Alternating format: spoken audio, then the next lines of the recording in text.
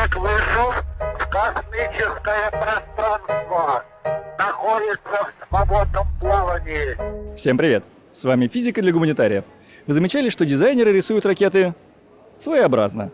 Возможно, это специально, а может быть, люди так в принципе представляют себе ракеты. Прежде чем рассказать, как нарисовать ракету правильно, мы решили выйти в люди и выяснить, как же люди ракеты рисуют. Просто случайные.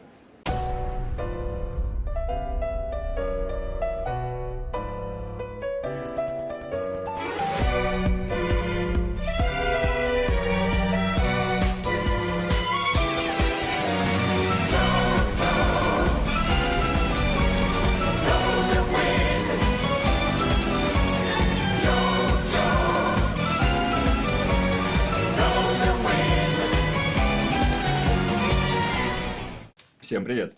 С вами Физика для гуманитариев, я Георгий. Я Маша. И сегодня мы вам расскажем, как правильно рисовать ракету. Но для начала мы решили разобраться, как в принципе рисуют люди ракеты. Вы, наверное, видели в каких-нибудь детских книжках, на детских рисунках, как нарисована ракета. Как нарисована ракета? Интересно, но не так, как нам надо. Да, это какая-то сосисочка. Самое главное, что мы заметили, у нее всегда есть иллюминатор, в котором космонавт машет ручкой, или, в принципе, просто иллюминатор есть, иногда их много. Что у нас еще? Крылья снизу, на которых она как будто бы стоит. И что еще на этих рисунках странного? Но она обычно сплошной цилиндр. Да, она даже не цилиндр, а эллипс вытянутый. Да, или эллипс. Вот Да. она почему-то эллиптическая такая. И, в принципе, наверное, в этом все странности. Но мы провели социальный эксперимент, посмотрели, как люди нарисуют эти ракеты. А теперь мы хотим вам рассказать, как нужно ракету нарисовать правильно. С точки зрения ракетостроения. Маша у нас конструктор ракет. Да. Правильно? Я физик. Поэтому мы сейчас расскажем, как ничего не нарушить, ни законы, ни правила конструирования. И, в общем, нарисовать ракету логично. Давай начнем с ошибок обычных рисуночков. Да? Что не так с иллюминатором? Почему иллюминатор на ракете, это странненько. Что с ним не так? Его нет обычно. Да, почему его нет? Потому что он не нужен. Во-первых, он не нужен, то есть не смотрит вверх космонавт, когда летит, там как бы вверх и так вверх, понятно, по приборам определяется. Во-вторых, там огонь. Во время старта ракеты во все стороны там дышит пламя. В общем, не стоит на это смотреть, там ярко и вообще опасно делать иллюминаторы, они могут повредиться, а у нас прозрачные материалы не такие хорошо конструкционные. Еще нарушает устойчивость конструкции. Я думаю. Точно, нам, чтобы сделать иллюминатор, нужно просверлить основную область ракеты и воспринимающую нагрузку определенную. Прибить туда инородный предмет, это очень плохо с точки зрения распространения напряжений. Она снизит прочность всей конструкции. В общем и целом, по этим причинам иллюминаторы в ракетах не делают. Второй момент. У ракеты есть обтекатель. Да. Да, его обычно либо не рисуют, либо непонятно, что-то красненькая там такая стрелочка. Рисуют. Да, треугольничек. На самом деле обтекатель это такие две половинки верхней части ракеты, которые в определенный момент раскрываются и расходятся. Да. Правильно? Мы вам покажем, как они устроены, как их правильно нарисовать. Ну и третий момент. У ракеты, если она невозвращаемая, если она не маневрирует в атмосфере, нет крыльев. Вообще никаких. Просто цилиндр, сопла, двигатели и как стрела прямой цилиндрик на конце. В общем, крылья ракете не нужны, по сути дела. Она никаких полетных функций не выполняет. Она просто преодолевает плотные слои атмосферы и дальше уже пошла своим ходом. Правильно? Да.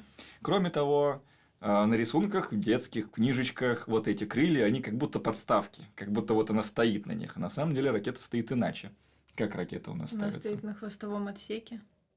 Да, но опоры не в самой ракете, опоры в стартовом столе, Да, правильно? Да. То есть, вот в то место, откуда будет ракета взлетать, там, во-первых, есть боковые держатели, да, они не дают ракете завалиться направо и налево, а снизу находятся такие вертикальные штыречки, на которых вот эта хвостовая часть ракеты опирается. То есть, подставка есть, но она не в ракете, она в стартовом столе.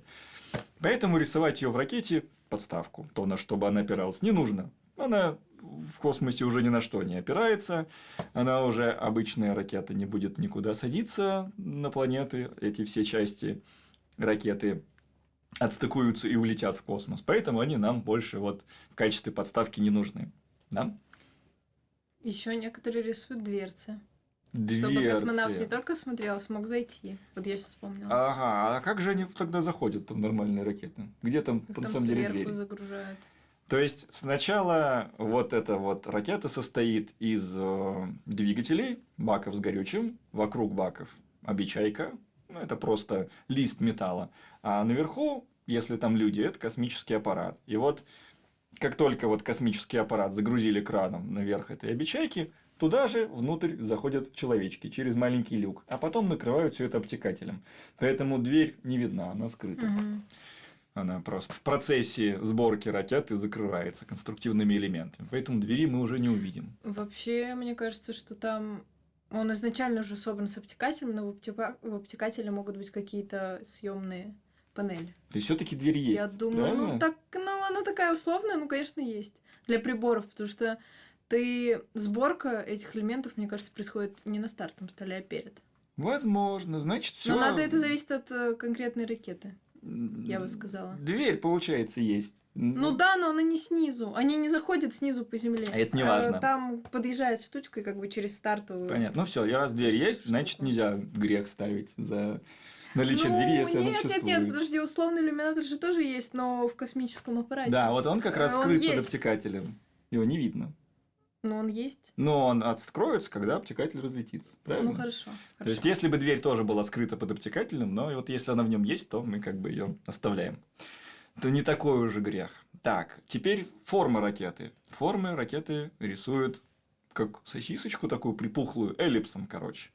На самом деле все ракеты цилиндрические, практически строгий цилиндр во всех вариантах, российские, китайские. Почему так? Почему цилиндр? Такая форма у нас Потому выбрана. что изнутри ракеты действует давление от баков. Так, ну давайте сейчас немножко на этом деле остановимся. Баки представляют обычные из себя сферы. У нас большая часть двигателей жидкостные. Там либо топливо жидкое, либо сжиженное. Поэтому они давят на стенки своих емкостей во все стороны. И вот цилиндрическая, сферическая форма баков или такой вытянутой сферы, она оптимальная, потому что давление распределяется равномерно. И вот обечайка ракеты, вот эта внешняя ее поверхность, обхватывает эти баки, и если мы завернем в бумагу несколько шариков, мы получим, собственно говоря, цилиндр. Вот прочность этой обечайки, она держится на том, что она обхватывает эти баки, которые сами по себе прочны из-за того, что их распирает давление топлива. Правильно? Да. А не получается такое, что если топливо уже кончилось, то у нас прочность ракеты падает? Нет, потому что в топливных баках всегда есть давление, которое давит независимо от того, есть там топливо или нет. Давление наддува. Угу. То есть, если даже все топливо израсходовали, все равно давление остается. Там специальный аппарат поддерживает высокое давление. Да. Понятно. Тогда, кажется, все предусмотрели конструкторы. Да. Хорошо. Ну, еще есть небольшое замечание. Так. То, что говорил про типа шарообразные баки, Мгм. которые оборачивают как бы бумагу, условно, да? Да. Ну, наши внешние. Ну да, внешним листом. не оборачивают, потому что у тебя сам бак это является стенкой ракеты. Мгм. То есть у тебя есть цилиндр, и есть какие-то по бокам днища, не обязательно шарообразные, там сферические, Мгм. там есть несколько вариантов. И то есть, по сути, вот эта вот стенка бака цилиндрическая, она является же самой же ракетой. Мгм. Как только у нас есть днище, в месте, где стыкуется днище к цилиндру, сверху стыкуются, как правило, либо верхние ступени, либо какой-то переходный отсек. Мгм, мгм. Понятно. То есть стенка бака является стенкой ракеты, по сути. Хорошо, это хорошее замечание. Ну, давайте теперь все это нарисуем. Мы хотели вам показать, как рисовать ракету. Мы сейчас вам ее нарисуем. Итак, сейчас мы вам нарисуем ракету, и вы будете знать, как правильно ее рисовать. Но для начала немножко о том, какие бывают в принципе ракеты. Самая большая глобальная классификация – это ракеты космического назначения, которые мирные, гражданские, летают в космос, научные что-нибудь изучают, военного и двойного, которые могут делать и так, и так. Какие у нас еще бывают ракеты? Скажешь Ракеты нам? космического назначения Ну вот мы только что сказали. они делятся бывают. на Ага. Пилотируемые, непилотируемые. Да, то есть военные ракеты это обычно что-то летит и взрывается, там нет человека. А ракеты, которые летают в космос, могут содержать аппараты, тогда это непилотируемая космонавтика, а могут содержать корабль с человеком, тогда это космонавтика пилотируемая. Соответственно, у нас две большие группы. Пилотируемые ракеты вместе с кораблем и непилотируемые ракеты вместе с космическим аппаратом, который содержит внутри себя полезную нагрузку. Маша? Ну да. И по строению ракет ракеты можно разделить на ракеты тандемной схемы и пакетной схемы. Что это такое? Это даже я не способ знаю. соединения ступеней. Нарисуй, пожалуйста. Тандемные — это когда у нас ступени соединены последовательно. Ну, то есть, условно, ступень — это цилиндр, Так. содержащий в себе двигатель, там какое-то сопло. Двигатель, правильно. Двигатель и баки. Соответственно, если... Вот это все называется ступень. Двигатель. Так. Плюс вот эта вот штука. И еще какая-то Да. там полезная нагрузка. И вот вокруг этого называется обечайка, правильно? Вокруг баков и двигателя, правильно? Нет, это вот баки, это уже и есть. Вот он. Ага, Это ступень, вот то, что мы говорили в начале. Важный момент, что Вот это внешняя стенки, это часть стенки ракеты и баки это, вот в принципе, здесь одно и они то же. соединяются где-то, то есть это тоже все стенка. Так. Ну и вот здесь, скорее всего, если это последняя ступень, это хвостовой отсек. Ну, точнее, первая. Да. И у нас, Какая-то. наверное, вот из этого бака есть какой-нибудь штучка, которая Но это подводит. это уже частное. А то как будто бы вот здесь он есть, а тут сюда он не проходит. Нет, Как короче, оно пройдет? суть пока не в этом, а в том, что у нас в ступени есть топливные баки и двигатель. Да. Соответственно, если мы вот так вот параллельно соединяем наши... Ну, здесь какой-то переходный отсек, Мгм. подробнее дальше об этом скажем. И опять здесь ступень, которая опять же содержит в себе баки Так, это как называется? и двигатель. Соответственно, вот это называется тандемной компоновочной схемой ракеты, когда вот раз ступень, И два ступень, да. два Ну, давай ступень. наверху нарисуем сразу наш корабль. Нет, я Сверху. нарисую просто обтекатель красивый.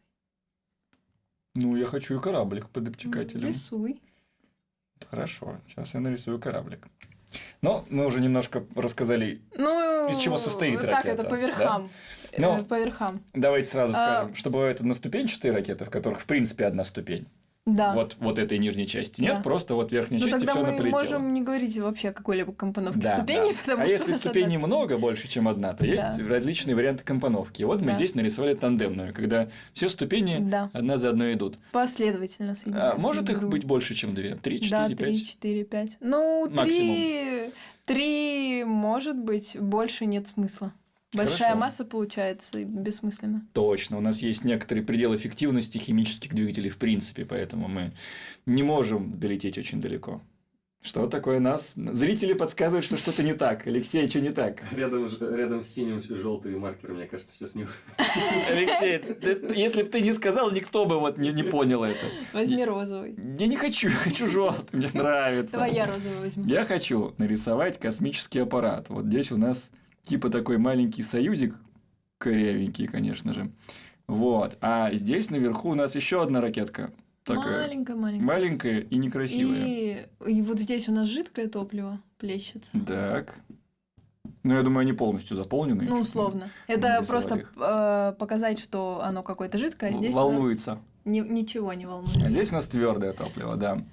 Значит, помнишь, мы говорили про двери и окна, да? Да. Что иллюминатор, вот Вот если они вот здесь иллюминатор есть. есть, то он вот в этом шарике Союза. Да. И вот, собственно, дверка, вот она вот такая вот здесь, где-то внутри. Правильно? Да, да. И вот вероятно, что где-то вот здесь в обтекателе тоже есть Внешняя отверстие. дверь, да? Да.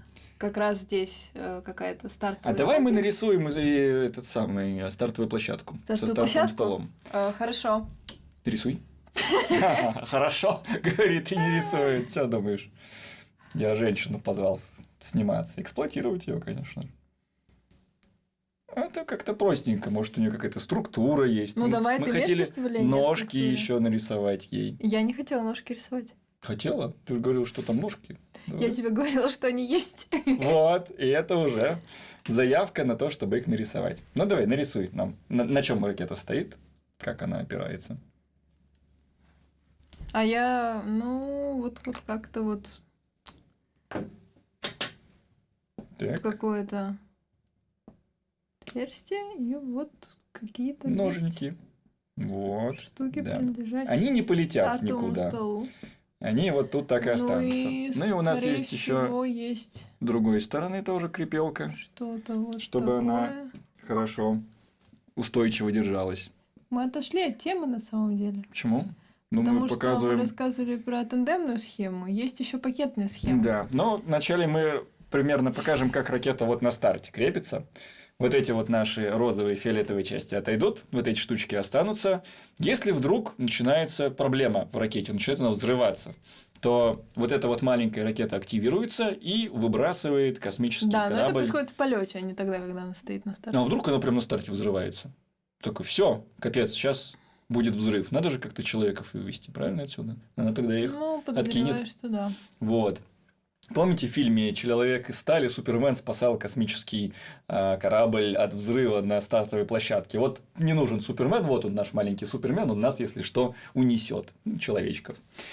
И человечки, собственно говоря, вот здесь они лежат. Сейчас я возьму, промокну мой фломастер. Очень жирненько. Итак, человечки тут они лежат, вот он лежит вот так. Ничего не видно, правда? Алексей, что-нибудь видно? Человечек виден? Человечек схематичный, но видно. Вот, то есть он лежит на спинке, он смотрит вверх, да. Обычно, когда рисуют в детских книжечках, как это в иллюминаторе, космонавт стоит и ручкой вот так вот машет. Он не стоит, он лежит на спине, вот в такой люлечке. Очень удобный, кстати. Мы, наверное, все лежали. Ты лежала в ложементе для космонавтов? Нет. А я лежал там, очень удобненько, прям хорошая лежанка такая. И вот они в них лежат и смотрят вертикально вверх при старте. Так, теперь мы хотим нарисовать другой вариант. Мы хотим нарисовать схему пакетную. Да. Давай нарисуем. Тут тоже есть какая-то ступень, но это верхняя ступень. Какие-то баки. Какой-то движок. Переходный отсек. Но тут начинается самое интересное, потому что есть нижняя ступень. Угу. Тоже с какими-то баками и двигателем. И вот к этой ступени по бокам крепятся еще какого-то вида Боковые ступени. боковые правильно. ступени, у которых тоже есть свои движки.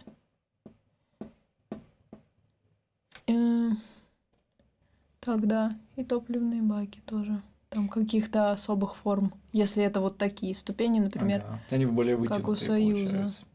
Но если, например, смотреть на протон, Угу. то протоны, они просто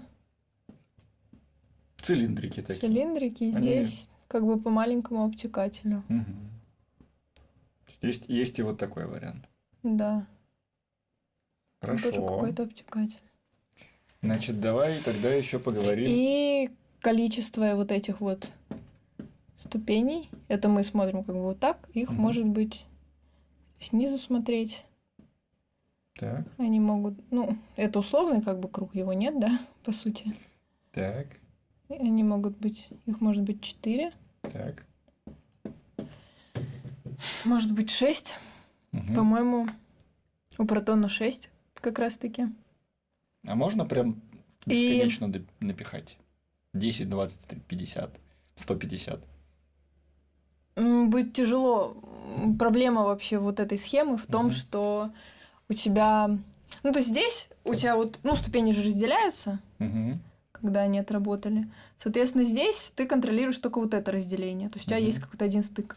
А здесь, если у тебя, например, 4 ступени, у тебя 4 механизма отделения. И по-хорошему, чтобы оно все летело хорошо и красиво, их нужно синхронизировать. Угу. Соответственно, они должны отделяться в один момент. Соответственно, если у тебя 10 этих штук, ну, давай, синхронизируй. Это гораздо Но сложнее. это тяжело. И, в принципе, вот недостатком этой схемы является то, что нужно синхронизировать. А вообще, как бы, все эти достоинства и недостатки этих схем, они как бы есть у каждой схемы нет, скажем, нет идеальной схемы, что вот только такая и все. Так, Просто ну, мы оцениваем плюсы-минусы и такие. мы поняли, что минус этой схемы в том, что Да. сложно синхронизировать Да, разделение ступеней. Плюс в чем? Плюс в том, что можно сделать вот эти вот штуки, ну, как-то ступени меньшего диаметра. Вот. А это нам зачем? Транспортировать удобнее, технологии изготовления. Хорошо, то есть проще, они отдельно изготавливать транспортируются, проще, да, они да. маленькие, потом привезли, Да. собрали и... И эти полетело. обе варианты ракет, оба варианта ракет отдельно, ну как, собираются уже на космодроме и производятся отдельно. Понятно. А тут маленькие Да, они боковые штучки, маленькие. их легко вести. Хорошо. Да, плюс еще есть ограничение такое, что диаметр ступени не может быть больше 6,5 метров. Почему? По-моему, нет, то ли 6,5, то ли 6, честно, я не помню. 6,5, все правильно. Вот, потому что у нас есть железнодорожные тоннели. Они и просто не проедут. Они просто не проедут. А мы не пробовали как-то другие тоннели сделать? Нет, Может, потому как-то- что у нас очень развита сеть железных дорог, и это самый... И у нас ракеты на космодром железной дорогой доставляются. А в остальных странах? Там, по-моему, 6,5 метров – это как раз стандарт, больше которого не делают. Это... Так Везде откуда он так. взялся? Он взялся Да? от железнодорожного диаметра железнодорожного тоннеля. То есть, если бы мы взяли и переделали все железнодорожные тоннели, мы смогли бы делать большие ракеты, Возможно. чтобы они летели дальше, там, на Марс. Возможно. Ну, а с чего ты решил, что для того, чтобы нам полететь на Марс, нам нужно увеличить диаметр ракеты?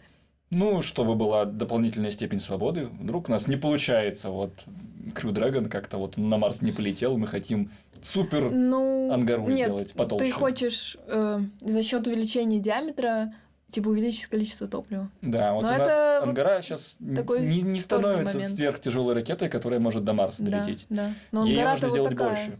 Да, ну, один из вариантов просто чуть масштаб такой. Оп, мы ее на 1,5 намасштабировали, и все порядок, и она для Марса годится. А вот нельзя, потому что туннели. Да. Ну, то есть, гипотетически это возможно. Ну, если очень еще, нужно. если имею в виду там вылет железнодорожного транспорта, железнодорожного вагона, там насколько вообще, насколько сильно могут выступать части. Мгм. Они будут как бока у кота свешиваться и трястись. Ну, не свешиваться и трястись, конечно. Ну, в общем, да, суть в том, что есть тандемная пакетная схема. Так.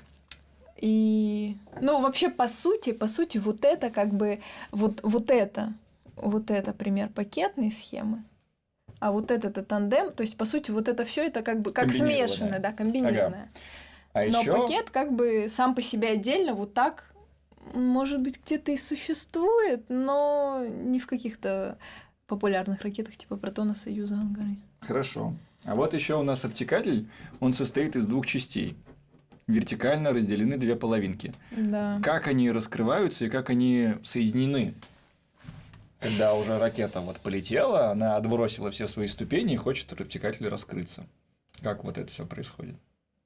Есть у нас условный обтекатель. Угу. Он Это- всегда из 2 половинок, правильно? Бывает из 4. Нет, из 4, я думаю, нет. Возможно, бывает, что он сплошной, И просто но как колпачок от ручки. сплошной, понимаешь, он не для космического назначения.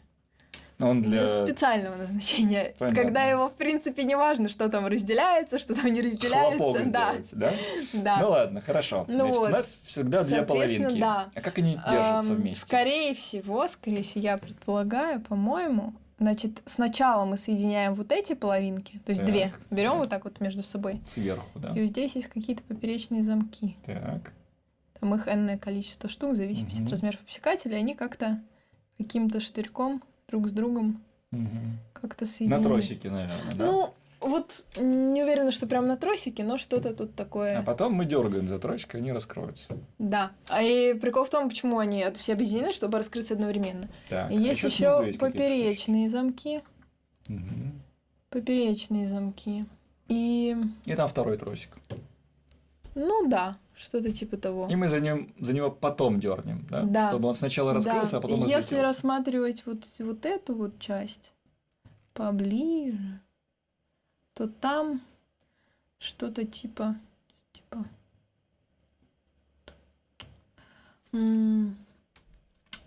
какой-то вот есть такой элемент, условно.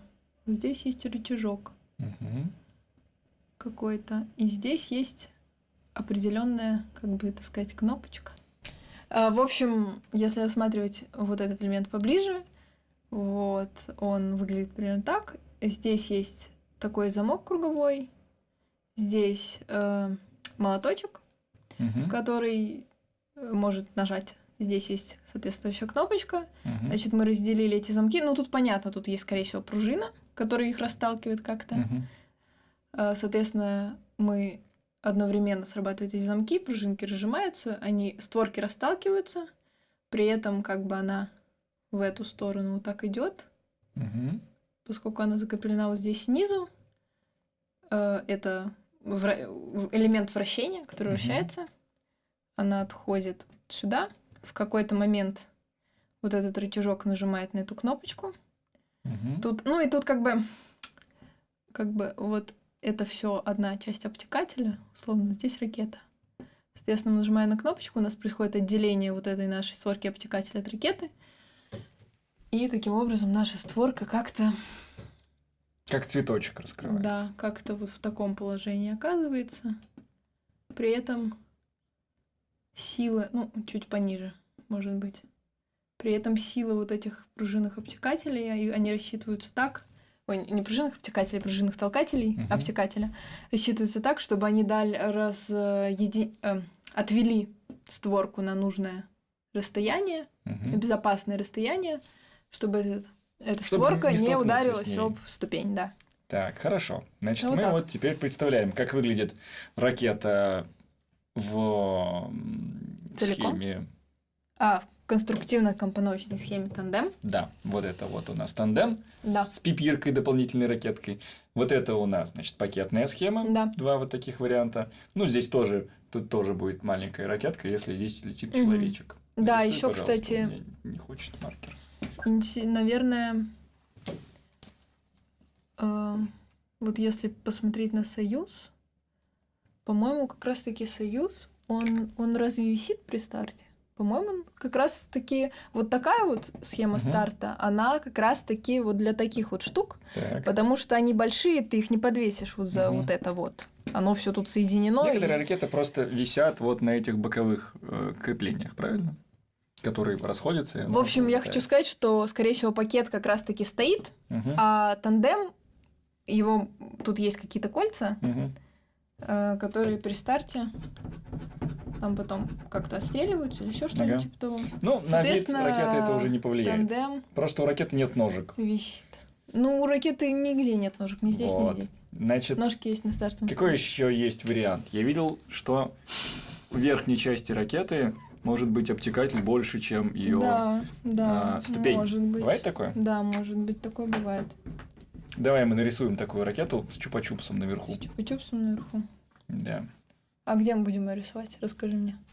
Вот ну, справа здесь у нас можно, есть немножко например, да. места.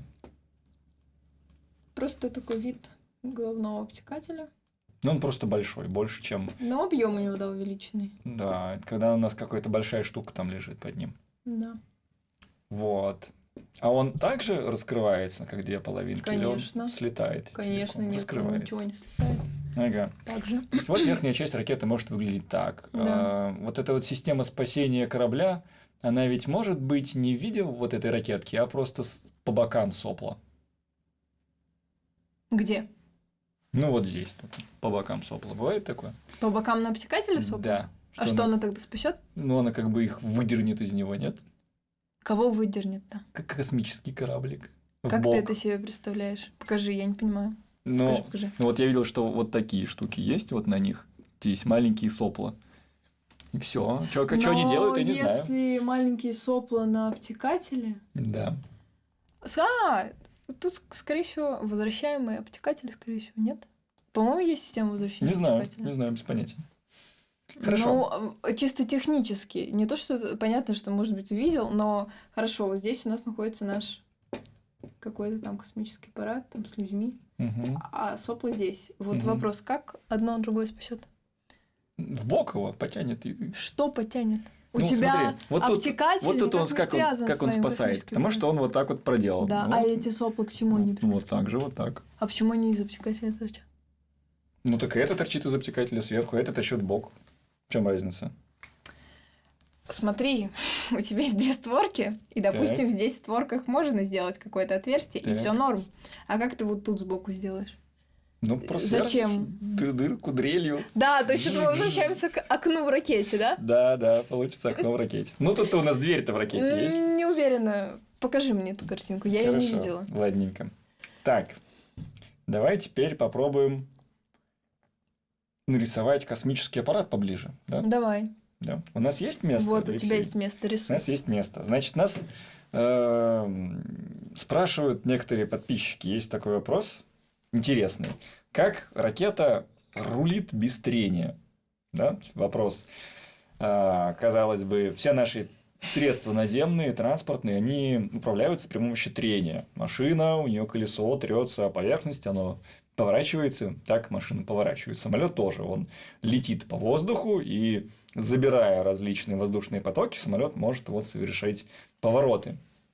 А ракета летит вот вообще ни обо что не трется. Как она будет маневрировать-то в космических пространствах? И вот для этого есть некоторые элементы на самом космическом корабле. Итак, как же вообще в принципе маневрируют космические корабли? Вот, например, чтобы ракете стартовать, ей придется по параболе вот так вот полететь до некой круговой орбиты вокруг Земли. Потом, значит, если никаких маневров не производить, так она и будет по кругу ходить Ну, очень долго, если не недолго. вечно. Не вечно, потому что если это планета Земля, то у нее есть атмосфера. И она очень быстро... Но мы предположим, что она без, уже вышла из атмосферы. Нет, она будет преодолела бесконечно, линию она Кармана. будет бесконечно вращаться, если у нее будет бесконечно количество топлива. Нет, ей не нужно топливо. Вообще никакое.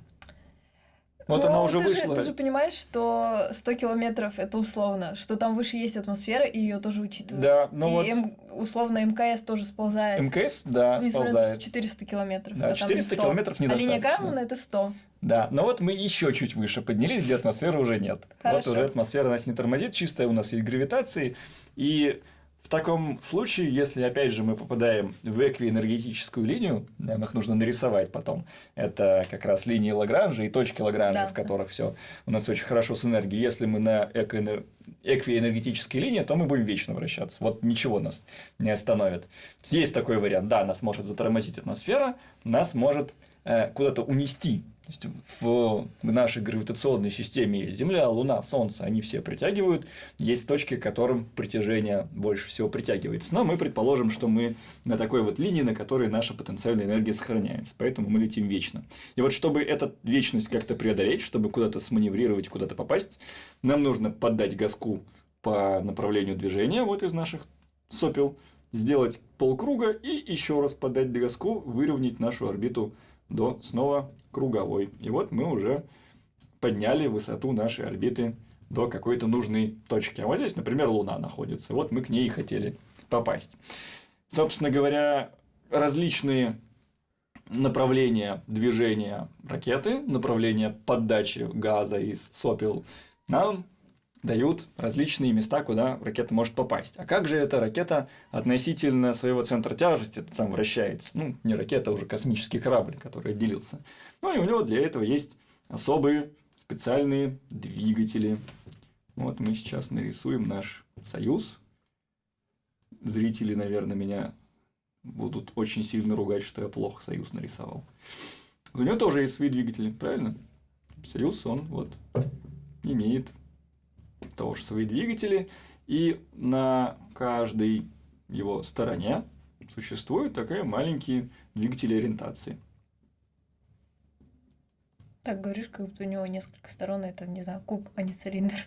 Но он цилиндр, конечно же. На каждой его стороне? На На каждой каждой- стороне цилиндра? Воображаемой мной стороне цилиндра, конечно же, они Ну, по- совершенно по условные. окружности. Да, по окружности кольцевой, значит, находятся у нас вот эти вот двигатели ориентации и позволяет ему вращаться, переворачиваться вообще любым концом в любую сторону относительно своей траектории встать. И на его траекторию движения, пока двигатели основные не включились, это вообще никак не повлияет. Он может лететь носом вперед, боком вперед, чем угодно вперед, потому что нет сопротивления, никакого трения, он может вращаться как угодно.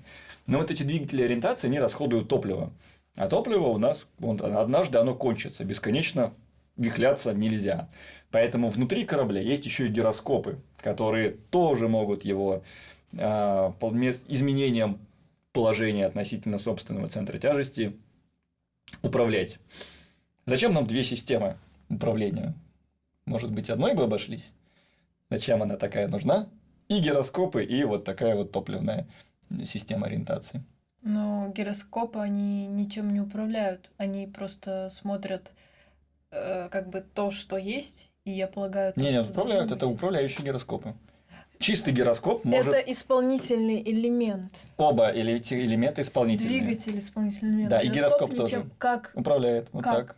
так. Чем он управляет? Всеми теми же положениями. Он может его вращать, он может его вот так развернуть, он может его Какой вот так развернуть. исполнительный элемент гироскопа? Эксцентрик. У гироскопа есть эксцентрик, и он его То есть ты хочешь поворачивает. сказать, что там внутри находится гироскоп, в котором что-то вращается, и Да, относительно да, этого три из-за разных этого гироскопа. вращается Конечно. космический аппарат? Да. Как пропеллер в вертолете. Если у тебя будет только один вид вращается, то у тебя вертолет будет вращаться в Да, другую я сторону. понимаю. Вот точно так же гироскопы управляют поворотами космического аппарата во всех плоскостях. И эти Очень штуки управляют. сомнительно. Нет, это факт. Хорошо. Это факт, абсолютная система, значит, В управления ракете тоже есть космическим гироскопы, кораблем. но они не управляют. Да, они там это измеряют. средство измерения, а здесь это средство управления. Там есть и Хорошо. такая система, и такая. Зачем нам две системы? Ну, это знаешь, как в анекдоте, типа, человек, у которого есть одни часы, он знает точно время, он уверен во всем, а человек, у которого есть две пары часов, не уверен ни в чем. Прикольная, интересная идея. Но на самом деле топливо-то кончится, а гироскопы можно их включить на более долгое время, а уже двигательными вот этими системами ориентациями подруливать, когда уже очень нужно. Например, можно включить систему автоматической ориентации по вектору скорости и уже вот этими штуками подрулить, например, в нужный угол.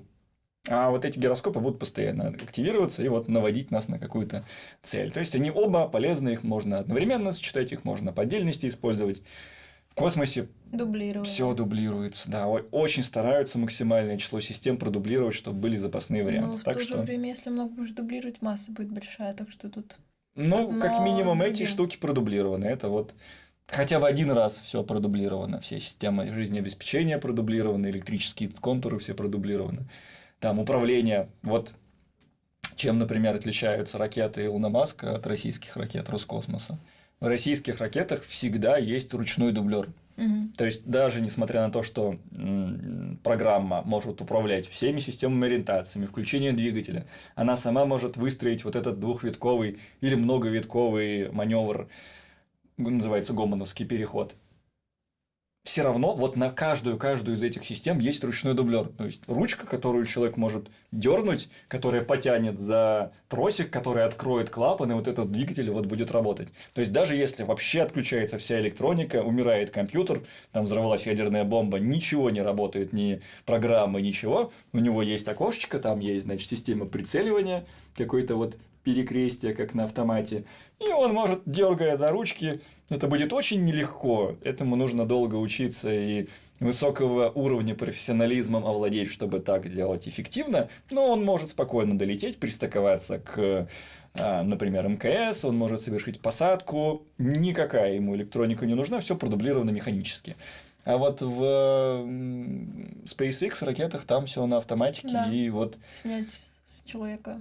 да, человек уже вот этим не управляет. То есть, Да. если электроника умерла, то умерли и люди. Но, с другой стороны, это позволяет посадить там 4-6 человек, которые не пилоты. Это просто пассажиры. Они могут быть учеными, они могут быть философами, журналистами, исследователями разного рода. Но они при старте все равно что-то там сверяют, что-то Ну, смотрят. конечно, у них есть Что-то некоторые делают, функции, да. у них есть табло, они могут посмотреть параметры, но, в принципе, их уровень контроля над ситуацией значительно ниже, чем вот в российских ракетах.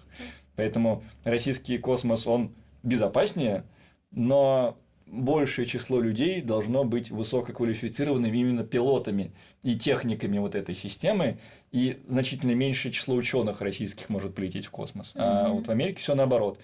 Полеты гораздо менее безопасны, потому что нет вот этого ручного дубляжа. Но с другой стороны, могут вот ученые полететь, которые вообще не пилоты.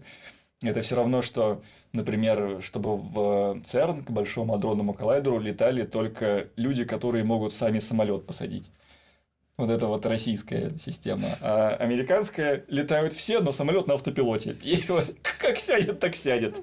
Вот уже вот на кого бог пошлет. Вот так вот. Еще хотела сказать, что мне кажется, про систему дублирования и вообще, даже не про систему дублирования, а про вид дублирования можно снять отдельный видос, потому что тоже очень интересно, но это все больше в надежность. Согласен, согласен. Ну вот. Но там вообще там столько всяких интересных Я способов.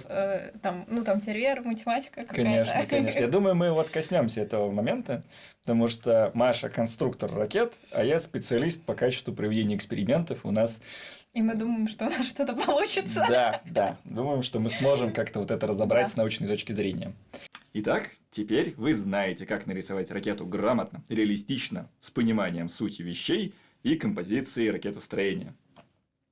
Зачем это знание? Ну, во-первых, вы чуть больше узнали о том, как ракета летает, что, из чего она состоит, что нужно для того, чтобы запустить ракету, и это, в принципе, неплохо. Ну, а во-вторых, вы можете, глядя на какой-нибудь рисунок в школьном учебнике, как дети рисуют вот эти вот сосисочки, вытянутые на асфальте, сделать неплохую речь такую. А вы знаете, что на самом деле в этом рисунке нереалистично. Можно немножко вот его улучшить, и это будет хороший, интересный рассказ. Да, увлечь, привлечь. Точно. Увлечь молодое поколение или старое поколение, Просветить. глупое. Да, как-то вот новой, интересной информации, потому что, ракетная тема сейчас просто на пике. Мы стараемся стать космической цивилизацией, мы движемся вперед к Марсу, к Луне. Пытаемся, может не получиться ничего. Пробуем немножко, вот. Сейчас у нас миссия Артемида летит к Луне, она на ракете. В общем, ракеты прям очень в теме. Знать, как они устроены, это очень полезно. Да? Да. Да. На этом мы с вами прощаемся. Подписывайтесь, ставьте лайки, покажите эти видосы детям. Друзьям, которые неправильно рисуют ракеты. Точно. Заставьте их нарисовать ракету, скажите, что они были неправы, и покажите им этот видос. Думаю, так будет хорошо. Всем спасибо. Увидимся. Пока.